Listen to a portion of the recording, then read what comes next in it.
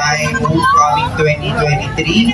Lahat daw po ng di pa nakakapagpa-pictures ay pumunta daw po sa conference. Again, sa lahat po ng candidates ng Mr. and Mrs. Grand Alumni. Aming news.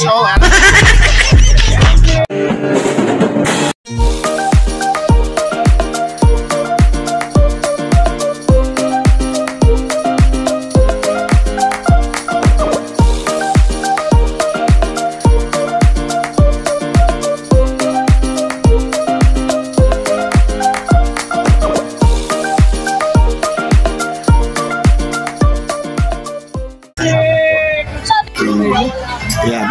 Babalik naman natin. Ito yung mga after 47 years.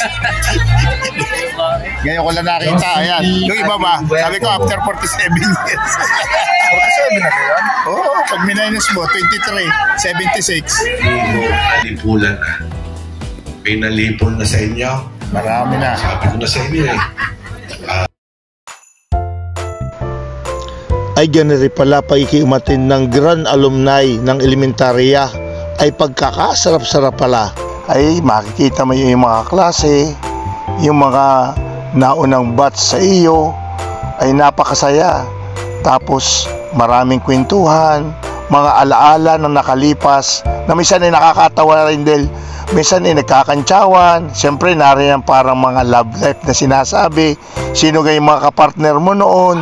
Nagkatuluyan ba sila? Ay talaga namang napakasaya.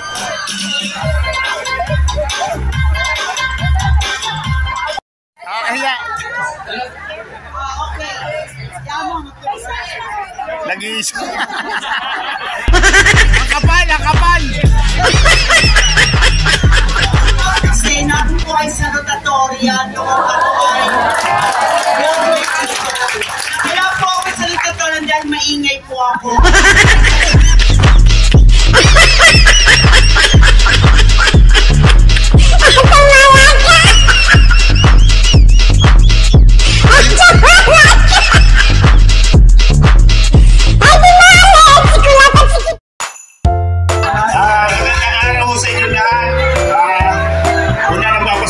Sa mga teacher. Isa na po lalo na po sa teacher na anak ng kaklase ko, si Ma'am Michelle. Pakita sa mga pagpupo tayo. Hindi po kami mabubuo ang gagawa niya. Kasi siya po ang nag-chat sa akin na may reunion. So yun. Tapos kinunta ko yung mga klase ko. So maraming po salamat. Okay? Batch 1975-76! Mabuhay! Dati ikaw na! Ayaw na! Sayang! Sayang naman dati ni Pop Michelle.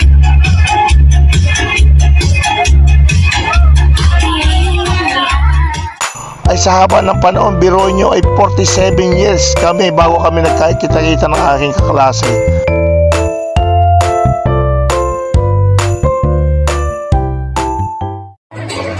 Candidate number 12.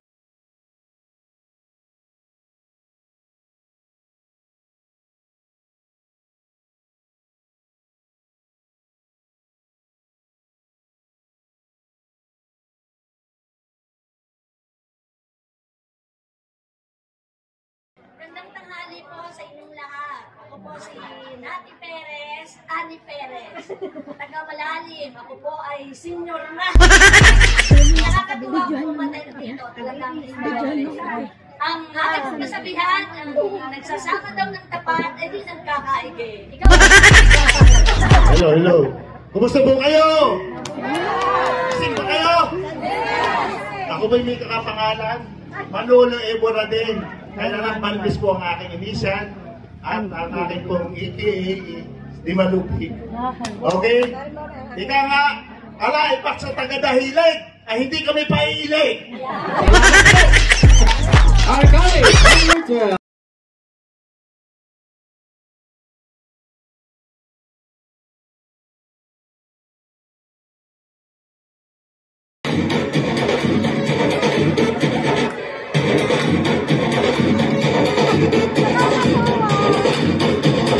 ay iba ang pakiramdam parang kasarapan lang laging umatim ng ganere. So congratulations po sa ating dalawang class in round.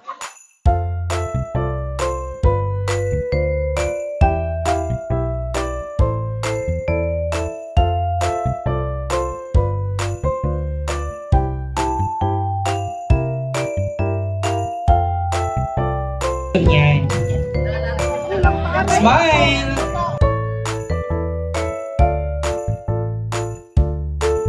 Habang nabubuhay, kasabihan nga habang malakas pa puntahan mo na iyong harapin o magkasama-sama kayong mga kaklase. Yun ang buhay talaga natin na dapat huwag sayangin.